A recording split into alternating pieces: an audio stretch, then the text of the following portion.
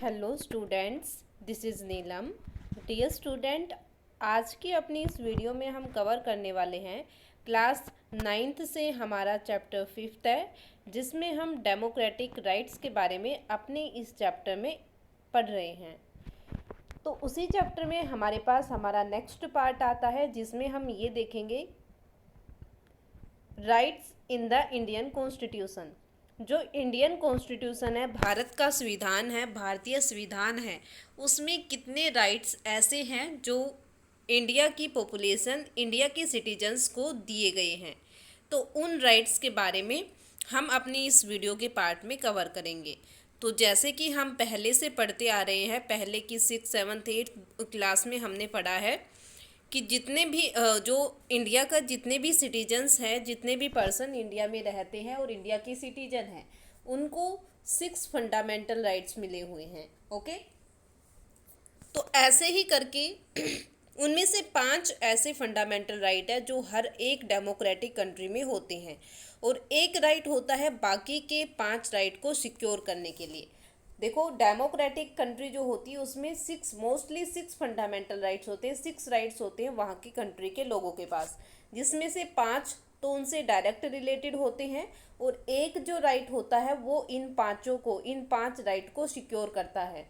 मतलब अगर हमें ऐसा लग रहा है, कंट्री के सिटीजन को ऐसा लग रहा है कि इन 5 में से कोई एक भी राइट ऐसा है जो फॉलो नहीं हो पा रहा है, या कोई हमें फॉलो करने से रोक रहा है, तो जो 6th राइट होगा उसका यूज़ करके हम अपने आप को और अपने राइट्स को सिक्योर कर सकते हैं और फॉलो कर सकते हैं। तो इसी के बारे में हम अपने इस वीडियो में इंक्लूड करेंगे कि कौन कौन से fundamental rights Indian constitution provide कराता है, कौन कौन से राइट्स है उसके बारे में। तो फंडामेंटल राइट्स जो है वो 6 फंडामेंटल राइट है। तो यहाँ पर आपको डायग्राम दे रखा है, ये डायग्राम आपको अपनी नोटबुक में बनाना है, बिल्कुल सेम एज इट इज़ ऐसे ही, या आप जो टेबल के अकॉर्डिंग भी बना सकते हो, या राउंड सर्कल के शेप में भी बना सकते हो, अगर ऐसे चाहो तो ऐसे भी बना सकते हो। तो ये आपका मेन टॉपिक रहेगा इस वीडियो का, कि आपको फंडामेंटल राइट का ये डायग्राम अपनी नोटबुक में बनाना है। ओके, तो फंडामेंटल राइट जो है वो कितने हैं टोटल? 6 फंडामेंटल राइट है। सबसे पहले right to equality, right to freedom, right against exploitation, right to freedom of religion, culture and educational right, और राइट टू कॉन्स्टिट्यूशनल रेमेडीज। तो ये जो 5 राइट हमें दिए हैं, ये जो 5 राइट है हमारे पास, ये तो हमारे मेन है, मतलब कंट्री के हर लोग इनको फॉलो करेंगे। जो ये छठा राइट है हमारे पास, right to constitutional remedies, 6th पर जो राइट है, इसका काम क्या होगा? ये क्यों होगा? बाकी के 5 राइट को प्रोटेक्ट करने के लिए, सिक्योर करने के लिए हमारे पास हमारा राइट होगा राइट टू कॉन्स्टिट्यूशनल रेमेडीज। अगर हमें ऐसा लग रहा है कि हमारे साथ इक्वल बिहेव नहीं हो रहा, या हमें फ्रीडम नहीं मिल रही है, या हमारा एक्सप्लॉयटेशन ज़्यादा हो रहा है, या हमें अपने रिलीजन को फॉलो नहीं करने दिया जा रहा, या हमें कोई कल्चर और एजुकेशनल राइट को फॉलो नहीं करने दिया जा रहा, तो उसके लिए हम क्या करेंगे? उसके लिए हम right to constitutional remedies use कर सकते हैं। मतलब हम कोर्ट जा सकते हैं और ये बता सकते हैं कि कॉन्स्टिट्यूशन हमें 5-6 फंडामेंटल राइट्स जो वो देता है, और कंट्री के हर एक सिटीजन के पास वो राइट है, चाहे वो पुअर हो, रिच हो, किसी भी लेवल से हो, किसी भी सोसाइटी से हो, हर पर्सन के पास 6 फंडामेंटल राइट्स होंगे। ओके, तो सबसे फर्स्ट जो हमारे पास आता है वो है राइट टू इक्वलिटी। ओके, तो राइट टू इक्वलिटी में क्या होगा कि जब हर पर्सन के साथ जो जितने भी लोग कंट्री में रहते हैं, हर पर्सन के साथ इक्वल बिहेव होगा। किसी के साथ उनकी caste, religion, social condition, economic condition, gender, birth place etcetera, इन सब के अकॉर्डिंग उनके साथ कोई भी डिस्क्रिमिनेशन नहीं होगा, भेदभाव नहीं होगा उनके साथ। ठीक है, तो ये हमारे पास किस में आता है? राइट टू इक्वालिटी में। मतलब हर पर्सन के साथ इक्वल बिहेव होगा। जो भी गवर्नमेंट फैसिलिटी होगी, तो उस गवर्नमेंट फैसिलिटी में हर पर्सन का इक्वल राइट होगा। ऐसा नहीं है कि एक पर्सन उसके ऊपर ज़्यादा क्लेम कर रहा है लेकिन दूसरे को कुछ नहीं मिल रहा, तो ऐसा नहीं होगा। जो भी गवर्नमेंट फैसिलिटी होगी या गवर्नमेंट से रिलेटेड जो भी बातें होगी, ओके, गवर्नमेंट फैसिलिटी है, स्कीम है, तो हर चीज़ में जो गवर्नमेंट से रिलेटेड हो, ओके, तो उसमें हर पर्सन को इक्वल राइट मिलेगा और पूरी कंट्री में सभी के साथ इक्वल बिहेव होगा। अगर किसी के साथ कोई डिस्क्रिमिनेशन होता है तो वो अपने राइट टू इक्वालिटी के लिए कोर्ट जा सकता है। किसी के साथ देखो हमें यहाँ पर दे रखा है द गवर्नमेंट, ओके, ओनली जो कॉन्स्टिट्यूशन हमें ये बताता है the government shall not discriminate against any citizen on ground only of religion, race, caste, sex, place of birth. तो कोई भी गवर्नमेंट, कोई भी सरकार हो, किसी के साथ उनके ये जो हमें पार्ट दे रखे यहाँ पर, इनके अकॉर्डिंग किसी के साथ कोई भी डिस्क्रिमिनेशन नहीं होगा, सभी को राइट टू इक्वालिटी दिया जाएगा। ओके, कोई भी प्लेग्राउंड हो, कोई भी रोड हो, कोई टैंक हो, वेल हो, पार्क हो, तो वो पब्लिक प्लेस है। जहाँ पर भी पब्लिक प्लेस होंगे या कोई गवर्नमेंट प्लेस होगा तो वहाँ पर हर पर्सन उसको यूज़ कर सकता है जैसे दूसरे करते हैं। ओके, तो ऐसा वहाँ पर बिल्कुल नहीं होगा कि ये बस ओनली एक पर्टिकुलर पर्सन के लिए बस वही यूज़ करेगा, नहीं। अगर पब्लिक फैसिलिटी है तो पब्लिक फैसिलिटी मतलब पूरी कंट्री की पब्लिक के लिए है, किसी पर्टिकुलर पर्सन के लिए नहीं है।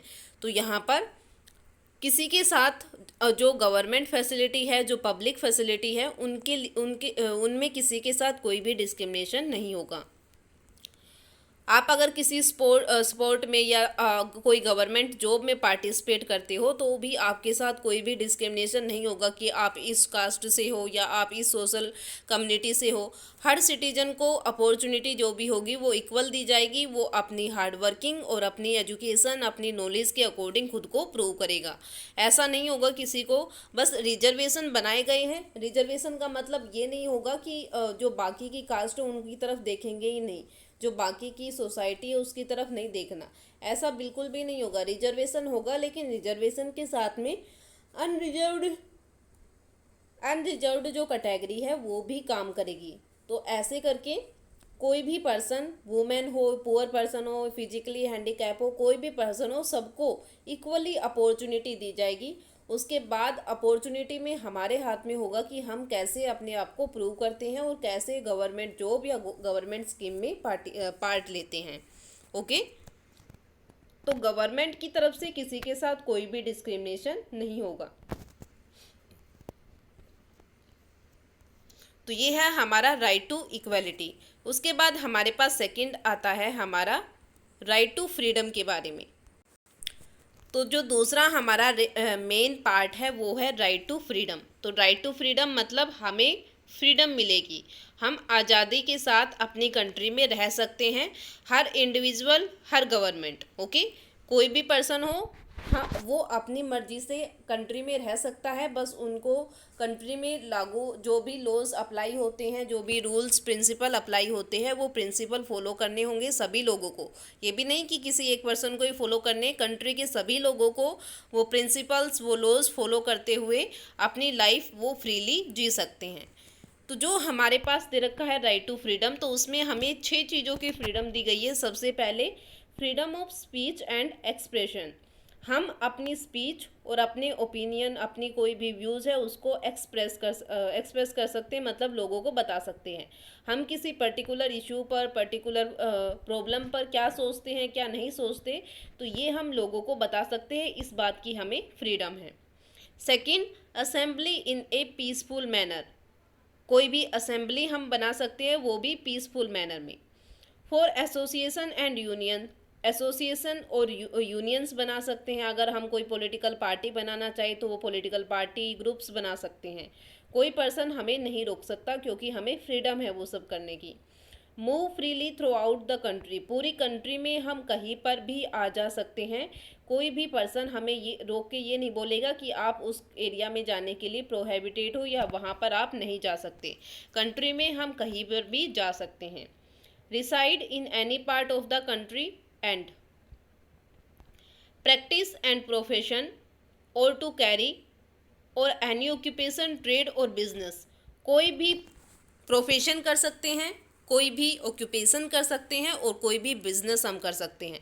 जो भी काम हमें अच्छा लगता है वो काम हम अपने, जैसे हमारे अकॉर्डिंग हमें जैसे मान लो प्रोफेशन, हम कोई प्रोफेशनल लाइफ स्पेंड करना चाहते हैं, या हम खुद का कोई ऑक्यूपेशन बनाना चाहते हैं, या खुद का बिजनेस स्टार्ट करना चाहते हैं, तो ऐसे करके हम अपनी ऑक्यूपेशन, प्रोफेशन और बिजनेस को सिलेक्ट कर सकते हैं।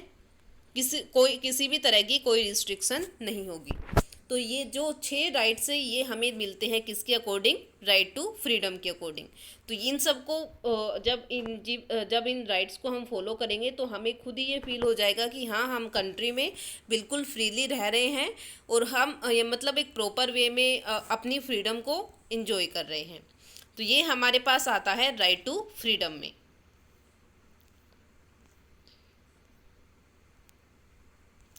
उसके बाद हमारे पास आता है right against exploitation. Right against exploitation में होता है कि जब कभी भी हमें ये लगे कि कोई हमारा शोषण कर रहा है, कोई हमसे बहुत ज़्यादा काम करा रहा है, या कोई हमारे साथ बहुत बुरा बिहेव कर रहा है, तो उसके अगेंस्ट भी हमें राइट्स मिले हुए हैं कि हम खुद को उस चीज़ से सिक्योर कर सकते हैं, प्रोटेक्ट कर सकते हैं। तो वो हमारा आता है राइट अगेंस्ट एक्सप्लॉयटेशन। जैसे एग्जांपल दे दिया, जो ट्रैफिक, मतलब जब human being traffic in human being, जब लोगों को जो ह्यूमन बीइंग होती है ना, उनकी सेलिंग और बाइंग होती है। जैसे वुमेन या जो छोटे बच्चे होते हैं उनको लेबर के लिए, बैगर के लिए एक जगह से दूसरी जगह पर, मतलब उनकी जब सेलिंग और बाइंग, जब इंसानों को ही खरीदा और बेचा जाता है तो उसको हम बोलते हैं ट्रैफिक। और उसी के लिए इस बात को, ठीक है, कॉन्स्टिट्यूशन बिल्कुल भी इस बात की हमें फ्रीडम नहीं देता है कि हम लोगों को खरीदें या बेचें अपनी मर्जी। ये बिल्कुल प्रोहिबिटेड बात है, पॉइंट है कि कोई भी पर्सन अगर कोई ऐसा करता है जो ह्यूमन बीइंग है, उनकी सेलिंग और परचेजिंग बाइंग करता है, तो फिर क्या होगा, उसके ऊपर लीगल एक्शन लिया जाएगा। ओके। सेकंड, जैसे इसमें सेकंड हमारे पास आता है राइट अगेंस्ट एक्सप्लॉयटेशन में, जैसे लॉज बना दिए कि कोई भी बच्चे जो जिनकी एज 14 ईयर से कम होती है उनसे एज ए एम्प्लॉय हम वर्क नहीं करा सकते, क्योंकि जो छोटे बच्चे होते हैं उनसे एक बड़े आदमी जितना काम कराना ये बहुत गलत है। तो इसलिए कॉन्स्टिट्यूशन ने हमें ये राइट दे रखा है कि जो बच्चे होते हैं छोटे, जिनकी एज कम होती है, तो उनको उनसे एज ए एम्प्लॉय वर्क नहीं कराया जाएगा। तो वो भी हमारा किस में आता है, राइट अगेंस्ट एक्सप्लॉयटेशन में, कि जो बच्चों के साथ शोषण होता था पहले वो ख़त्म हो गया है। तो ऐसे करके राइट अगेंस्ट एक्सप्लॉयटेशन में हमें इस बात का अधिकार मिला हुआ है कि अगर कोई हमारा शोषण करता है, कोई हमारे साथ गलत बिहेव करता है, कोई हम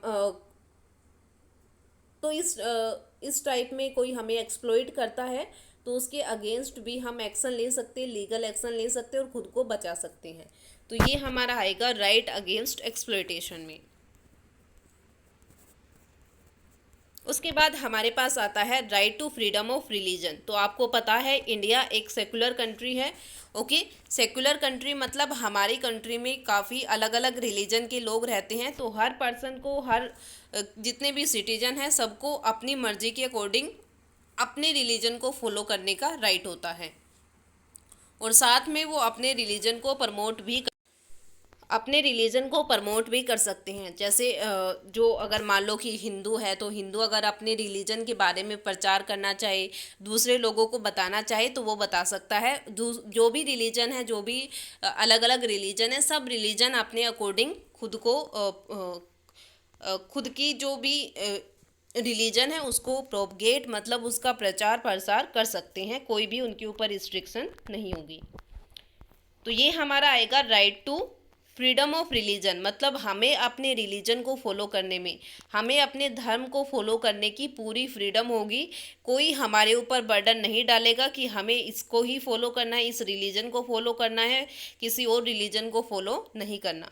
तो ऐसा बिल्कुल भी नहीं होगा। और साथ में कि जो भी रिलीजन हम फॉलो करते हैं उसको प्रोपगेट भी कर सकते हैं, उसका प्रचार प्रसार दूसरे लोगों को भी उसके बारे में बता सकते हैं।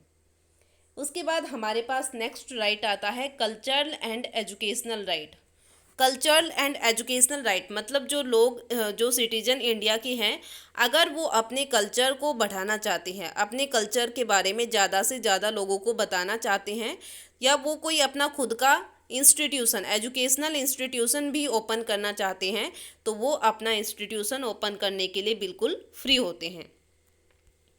ओके तो देखो जैसे हमें यहाँ पर दे रखा है कल्चरल एंड एजुकेशनल राइट में जो माइनॉरिटीज़ होती हैं उनको ज़्यादा पार्ट, क्योंकि माइनॉरिटीज़ जो होती है, अल्पसंख्यक जो होते हैं, उनके लिए ज़्यादा फोकस किया जाता है, ताकि वो अपने कल्चर और अपने एजुकेशनल राइट को बचा सके, उसको सिक्योर कर सकें। तो वो अपने कल्चर को बचाने के लिए, अपने कल्चर के बारे में लोगों को बताने के लिए, उनको एजुकेशन देने के लिए, तो इस बारे में वो खुद के अलग से इंस्टीट्यूशन बना सकते हैं। तो ये हमारा आएगा कल्चरल एंड एजुकेशनल राइट में। तो 5 राइट्स हमने देखे।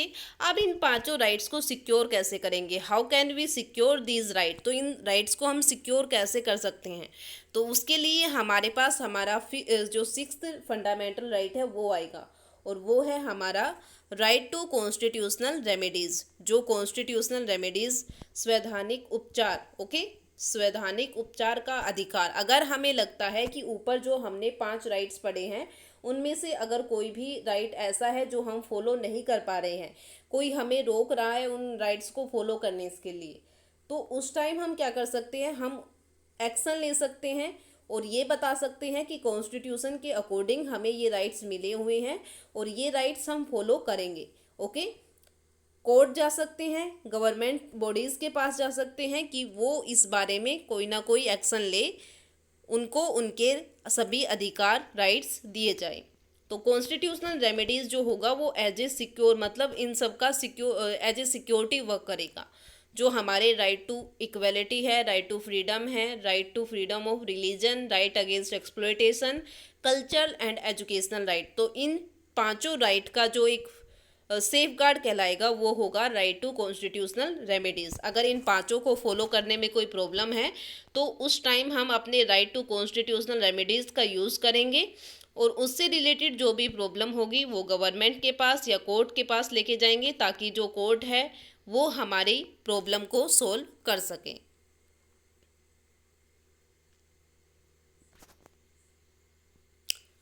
और साथ ही इसमें हमें ये भी बताया है, जो डॉक्टर अंबेडकर थे, डॉक्टर BR अंबेडकर थे, उन्होंने राइट टू कॉन्स्टिट्यूशनल रेमेडीज़ को बोला था heart and soul of our constitution. तो ये 1 मार्क का क्वेश्चन हमारे पास आता है, the heart and soul of our constitution. तो ये किसने बोला था, डॉक्टर BR अंबेडकर ने बोला था, और कौन से राइट के लिए बोला है, राइट टू कॉन्स्टिट्यूशनल रेमेडीज़ के लिए। तो ये आपको याद रखना है अच्छे से, क्योंकि यही जो राइट है वो बाकी सभी राइट्स को प्रोटेक्ट करता है, उनको बचा के रखता है।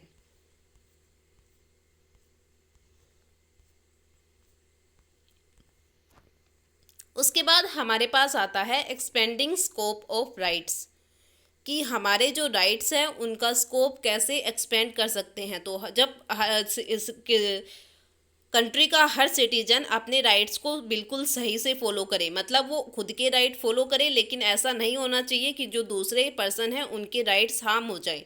तो उसे खुद के राइट तो फॉलो करने हैं, लेकिन साथ में ये भी सिक्योरिटी, ये भी इंश्योर करना पड़ेगा कि जो दूसरे पर्सन है वो उसकी बातों से या उसके राइट्स फॉलो करने के तरीके से बिल्कुल भी उनके ऊपर नेगेटिव इफेक्ट ना पड़े, क्योंकि जो एक सिटीजन को राइट्स मिले हुए हैं वही सेम राइट्स दूसरे सिटीजन को भी मिले हुए हैं। तो जब सभी पर्सन अपने अपने राइट्स को बिल्कुल अच्छे से और इक्वली फॉलो करेंगे, तभी जो हमारे राइट्स का एरिया है, क्राइटेरिया है, वो अपने लेवल पर काम कर पाएगा, और सभी लोग एक आराम से जो एक ब्यूटीफुल लाइफ जिसे हम बोल सकते हैं राइट्स के साथ, वो स्पेंड कर पाएंगे। तो हर पर्सन को अपने राइट्स फॉलो करने चाहिए, और साथ में ये भी इंश्योर करना चाहिए कि उसकी वजह से किसी और पर्सन के राइट्स हार्म ना हो। तो ये था हमारा चैप्टर जिसमें हमने अपने डेमोक्रेटिक राइट्स के बारे में देखा। तो इसमें जो ग्लोसरी दे रखी है वो भी आपको साथ के साथ इसको एक बार रिवाइज करना है, और इससे रिलेटेड जो भी क्वेश्चन, जो भी मेन पॉइंट्स आपको दिए जाते हैं वो सभी आप अपनी नोटबुक में लिखोगे। ओके। और आज का जो मेन टॉपिक था वो था हमारा कि जो हमारे फंडामेंटल राइट्स हैं उनका डायग्राम आपको अपनी नोटबुक में बनाना है। ओके। तो ये था हमारा पार्ट जिसमें हमने डेमोक्रेटिक राइट्स जो है उसकी बुक स्टडी कंप्लीट कर ली है। तो आई होप जो टॉपिक हमने कवर किया है वो समझ आ गया होगा। इसको आप दोबारा से पढ़ोगे और अगर कोई प्रॉब्लम हो तो वो मेरे साथ डिस्कस कर सकते हो। Thank you.